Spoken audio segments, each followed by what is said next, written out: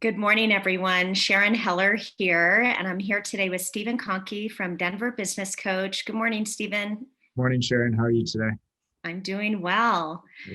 Looking forward to our conversation today. So, what are we going to be talking about? As we've been talking about Denver Business Coach, we did some qualitative research. We pulled business owners to the survey about where the weaknesses, what are the strengths in their business, where are they showing up, and we've shaped those responses into some crucial conversations to really get a grip in your business. And this conversation today, I want to talk a little bit about the systems and processes of a business and the importance of having those established in order to really scale a business. The results for this one, the average reporting score was a 3.65 out of 5 on that, meaning people were a little bit middle of the road on that, a little bit on the higher end there. So we'll address it today and see what the importance is of that.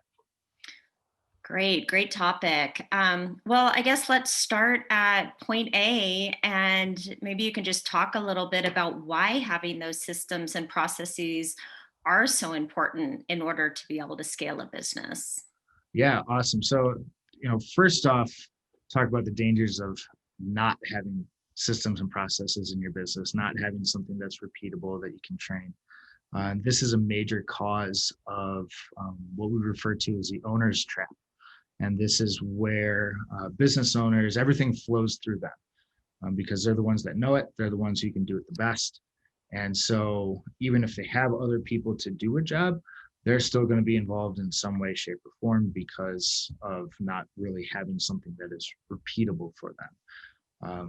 This leads to stress and burnout and all that, and business owners really kind of losing track of why they got into business.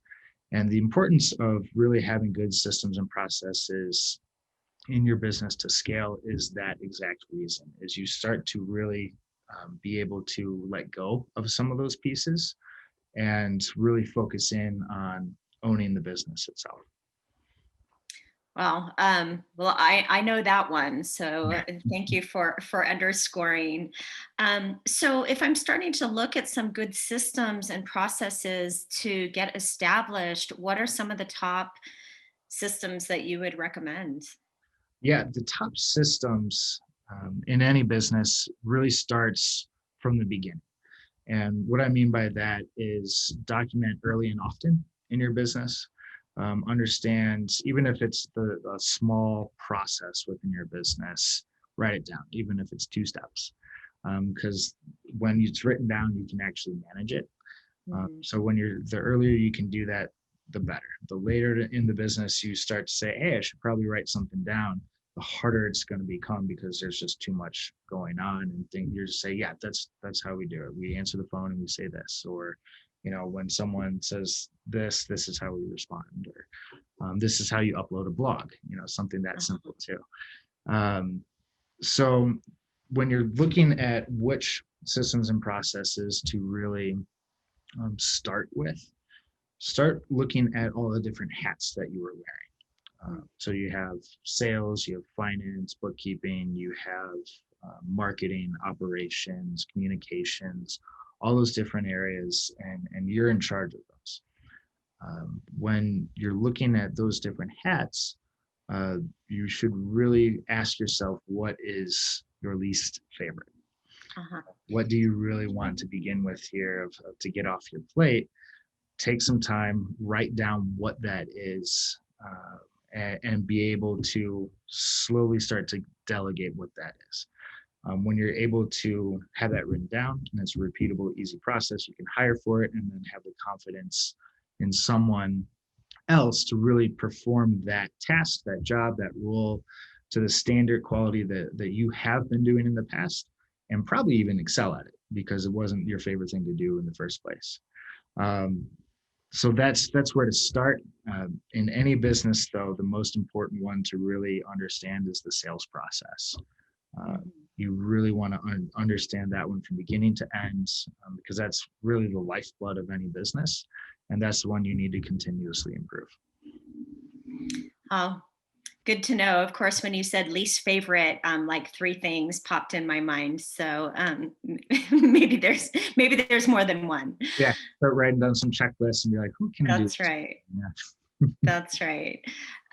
So once I have the systems identified, what are some strategies or best ways to train somebody else to follow through on those systems? Yeah, the when you're documenting them, the objective there is to hope that things don't fall through the cracks, to mitigate that risk as much as possible. That's one of the important reasons of having that. And when you can train someone to ensure that nothing is going to fall through the cracks, or very little will, because you have the right systems in place, then it's time to really start learning how to train someone to do that.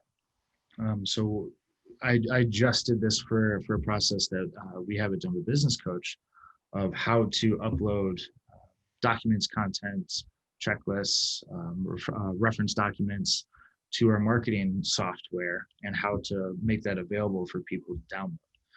It took me a little bit to understand how to do that, but what I ended up doing is just writing that checklist down, made it as simple as possible, as descriptive as possible, and being able to really put in place, how would I explain this to a 5-year-old? How could I get a 5-year-old to do this for me? So it's that detailed. Yeah. And then you take that and you get the muscle memory down. And my favorite is you really create a video. There's a bunch of different software out there. I've used Loom in the past, which is a really good one. Screen recording software, if it's on the computer, such as like a CRM system, of how to operate that, is you just record yourself going through the process and you can read down the list. And that way it's documented, and someone can reference back to it when they're performing that job, and they can say, oh, this is what I missed, or this is the check mark that I need to hit here, and this is where it is, rather than just reading down the line. When you're training people learn in different ways, so you have to have a bunch of different ways available for them in order to really have that solidified for them. Videos. Yeah. No, really helpful. Gosh, what a great conversation today, Stephen. Anything you want to add before we wrap up? Yeah, so I mean, building systems and processes is so important for scaling a business and creating a valuable business, and mitigating risk. And that's what we're doing at Denver Business Coach. That's probably the area of which we excel at the most here. So if anyone's interested in learning how to put systems and processes in place, just visit us at denverbusinesscoach.com, and we'll get you taken care of. Great talking to you today, Stephen. Yeah, thanks, Sharon. All right, bye-bye.